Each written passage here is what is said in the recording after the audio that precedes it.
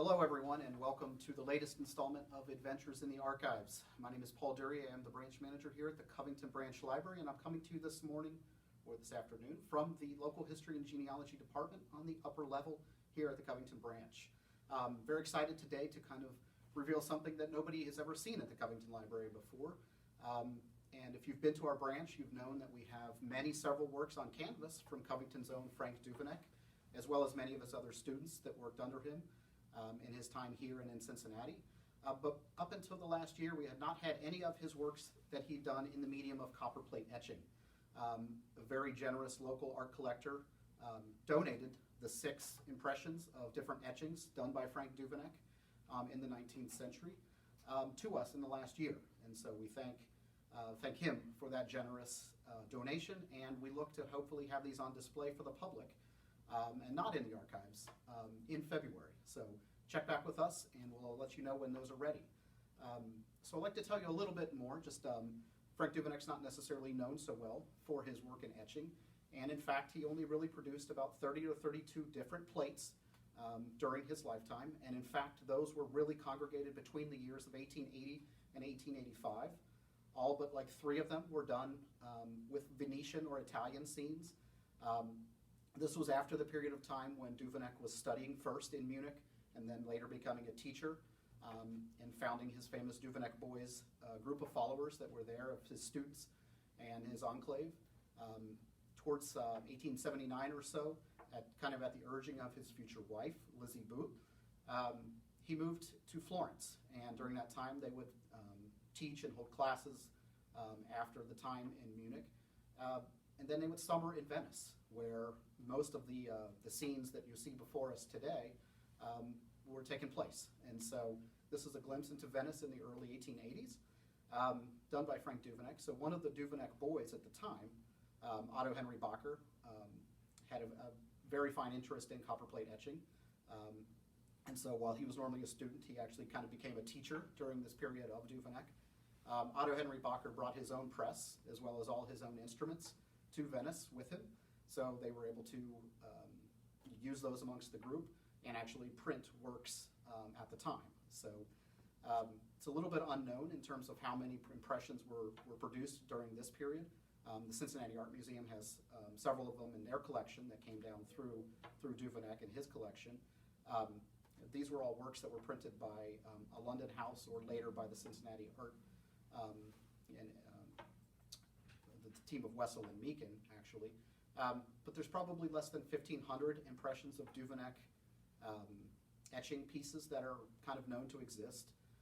This might be contrasted with the work of one of his contemporaries, James Whistler, who was actually working in Venice at the time as well, who produced probably over 500 plates and close to 10,000 different impressions. So in terms of quantity, we have almost 20% of the plates that he's produced kind of represented here today. So we're extremely grateful that we can have these and share them with the public.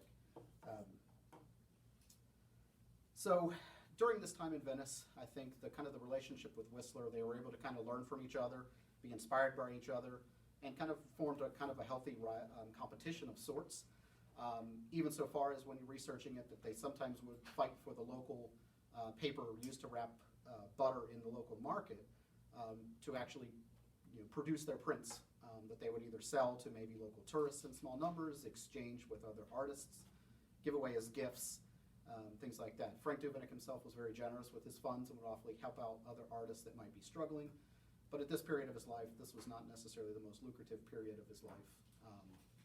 But what you'll see here, kind of another fun related story to Whistler in terms of that competition, was that Whistler came across Bacher producing one of the prints, actually this print right here, the Riva, Dele, Scavoni number 2, that Duveneck did, and one of Duveneck's personal favorites and one of the things he felt showed his true class.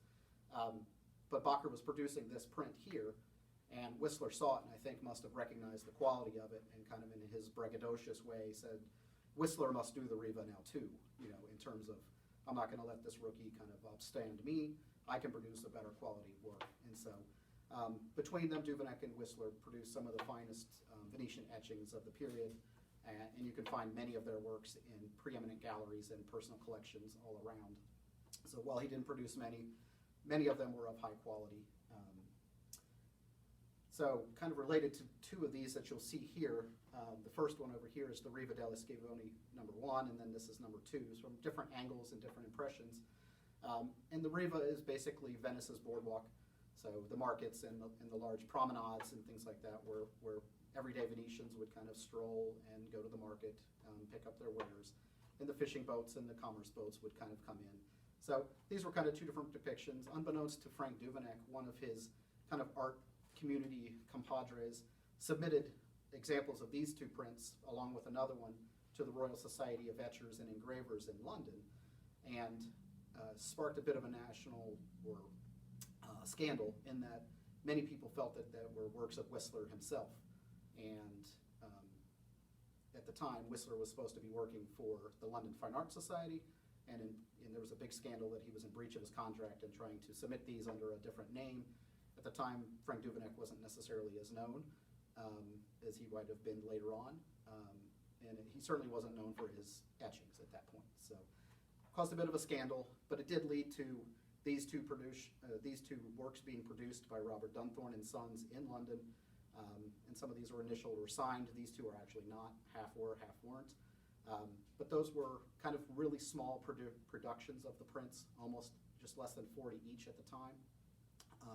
But we have some that have survived, and so those were kind of shook it up, but it did expose Duveneck to kind of the art world a bit, and did lead to a later production run of another of his etching plates by Robert Dunthorne and Sons.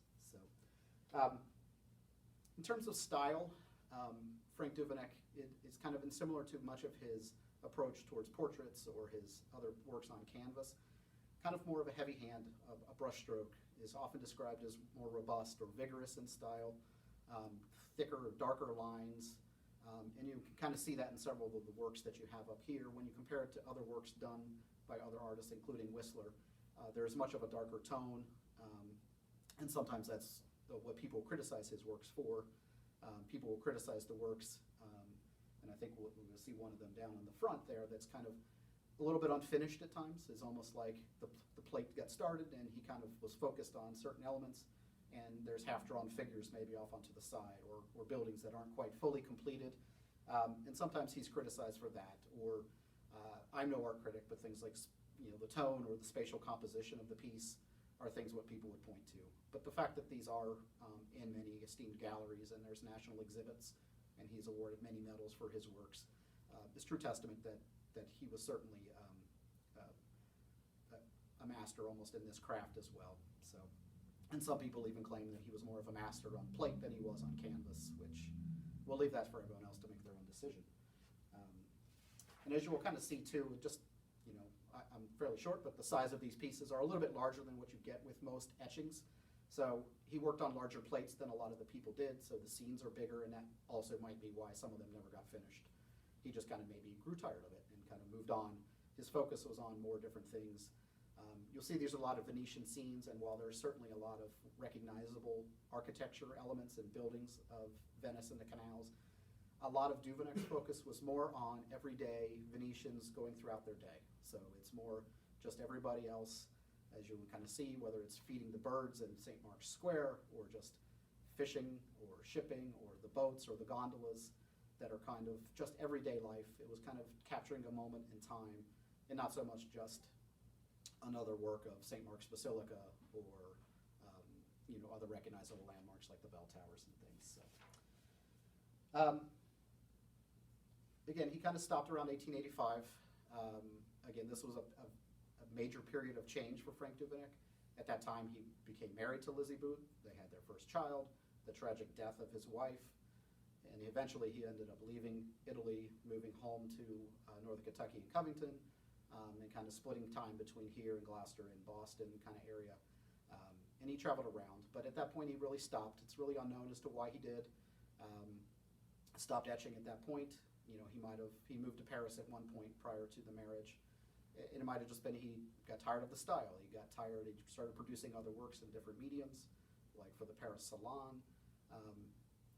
One later student in a magazine article mentioned that just the technique itself hurt his hands, and he was always described as a man with rather large hands, so working large hands with fine utensils and doing all out of this intricate carving may have taken its toll, and he just said enough's enough. A little bit unknown. We don't have an answer from him officially as to why he stopped, but after 1885, we don't have any more works done in this medium. Once again, we're glad to have what these are. So we'll kind of see. So these are, we kind of had mentioned before, so the Riva, Dele, Scavoni, #1 and #2. These were some of the earliest works that he did. A well-known scene that if you've been to Venice and whatnot is kind of the scene of the bridge. It's a kind of a scene for the Bridge of Sighs in the background. And again, while the Bridge of Sighs is there, it's not the focal element of this piece. This is this is a later one done closer to 1885, and it's actually the second. It's a reworking of an earlier piece that he did, and mainly he was correcting his own fault, because when he did the first version of it, he didn't invert the image when he was etching it into the plate, and so when he printed it, it came out the other direction. So he went in and reversed the image on the second time through, so it actually became more of a true depiction of that scene. But again, you see more people kind of traversing the bridge or the steps, kind of going down to the canal with the gondolas and other boats there. Kind of over here, we have a depiction of the Piazza San Marco. So this is St. Mark's Basilica in St. Mark's Square. Again, focal point of anyone who's been to Venice. And again, the same kind of thing. It's the basilica itself is featured, and there's great detail on this piece. One of those decorative flagpoles that sit right in front of the basilica is featured, but it's almost more featured here as a place where somebody just took a chance to take a seat. And you see a woman and a young child feeding birds in the square. And it's more about, again, that kind of capturing that everyday life, more so than just celebrating phenomenal architecture and things. There's elements of that, but again, kind of the focal point of the piece tends to be drawn towards the people in the scene. And so that's another one that's recognizable. Once you get down front up here, we have a scene on, it's called Shipping on the Judaica. And so Judaica is an island south of Venice's main islands. And so this is kind of a view across the lagoon towards Venice and St. Mark's Square and things. And you'll see kind of in the distance, if you can get there close up and see, it's kind of the church of San Giorgio Maggiore, which is another one of those marble facade, beautiful churches on the islands, and that is a frequent scene of visitors. But it's more focused on the boats. He was really drawn towards the ships and the sails and bringing a lot of those kind of harbor scenes to light. And you'll see in that one in particular a lot of the dark lines that we kind of talked about before as well. And then finally over here we have San Pietro in Castello. And that's kind of another one of those bridge scenes. It's kind of a scene of a bridge walking across towards one of the other lesser islands on here. So there's so many different bridges.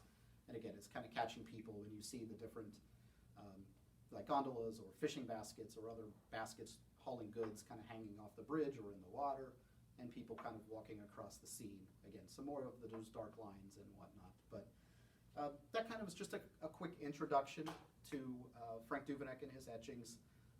We welcome you to come to the library if you want to research these types of things yourself. Hopefully, if you weren't able to get a chance to visit the Cincinnati Art Museum's wonderful exhibit, we can kind of produce a little bit of those things that you might have seen here at the Covington Branch Library, and you can kind of get more familiar with Frank Duveneck and his students, and our fabulous staff here in the department would help you with any of your research needs along those lines. Again, we hope to have these up on permanent display come February, and I thank you for joining me in today's Adventures in the Archives.